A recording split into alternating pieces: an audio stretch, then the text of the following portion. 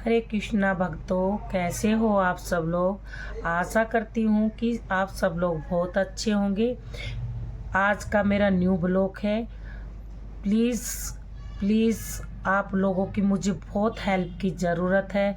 आप सब लोग मुझे लाइक और सब्सक्राइब करना प्लीज़। आज मैं आपको राधा रानी की एक न्यू कथा सुनाने जा रही हूँ, तो प्लीज़ ध्यान से सुनना भक्तों। तो भक्तों, मैं शुरू करने जा रही हूँ। एक बार दुर्वासा ऋषि आए।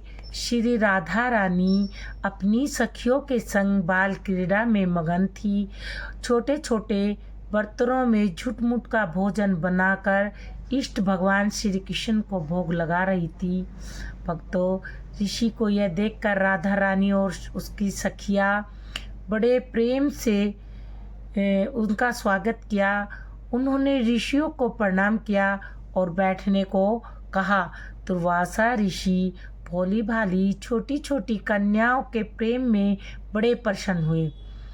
उन्होंने आसन बिछाया, उसमें बैठ गए। जिस ऋषि की सेवा में त्रुटि के भय से त्रिलोकी कांपते थे, वही ऋषि दुर्वासा की सेवा राधा रानी एवं सखियां भोलेपन से सहजता से कर रही थी। दुर्वासा ऋषि केवल उन्हें देखकर मुस्कुरा रहे थे। सखी कहती है, महाराज आपको पता है हमारी प्यारी राधा रानी ने बहुत अच्छे लड्डू बनाए हैं, हमें भोग अर्पण किया है, अभी आपको प्रसाद देते हैं। ये कहकर सखियां लड्डू लेकर आती हैं और लड्डू प्रसाद तो है, पर ब्रज का बना हुआ खेल खेल में बनाया गया। ऋषि दुर्वासा ऋषि को उनके भोलेपन से अभिभूत हो जाते हैं। हंसकर कहते हैं, लाली प्रसाद पालू, क्या ये तुमने बनाया है? सारी सखी कहती है, हाँ हाँ ऋषिवर, ये हमारी राधा ने बनाया है। आज तक ऐसा लड्डू आपने नहीं खाया होगा। मुंह में डालते ही परमचकित शब्द रहित हो जाते हैं।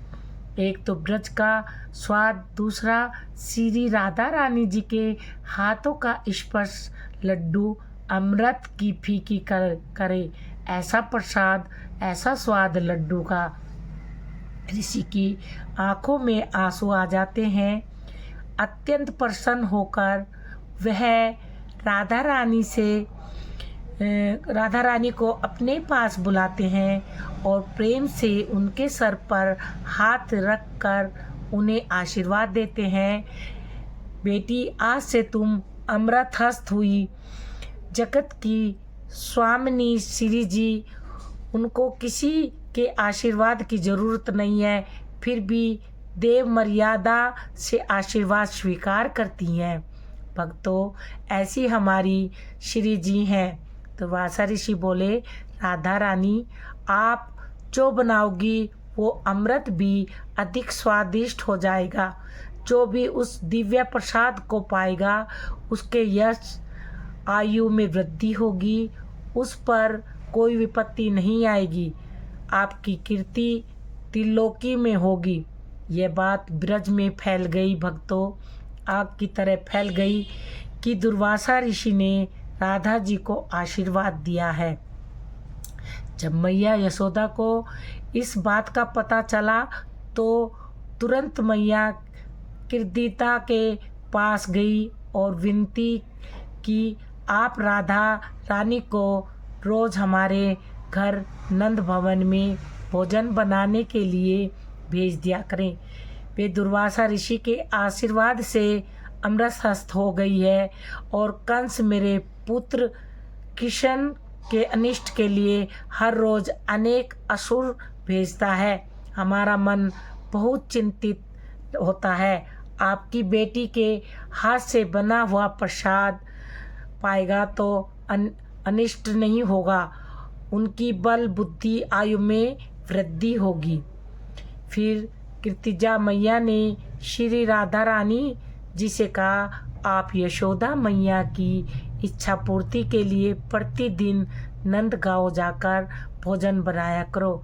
माँ, उनकी आज्ञा पाकर श्री राधा रानी रोज भगवान श्री कृष्ण के भोग भोजन प्रसादी बनाने के लिए नंदगांव जाने लगी। राधे राधे भक्तों, आपको हमारी राधा रानी और दुर्वासा ऋषि की कथा कैसी लगी?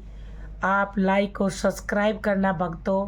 और अगर आपको हमारी कथा अच्छी लगी है भक्तों तो कमेंट में राधे राधे ज़रूर लिखना भक्तों। हरे कृष्णा कृष्णा कृष्णा हरे हरे।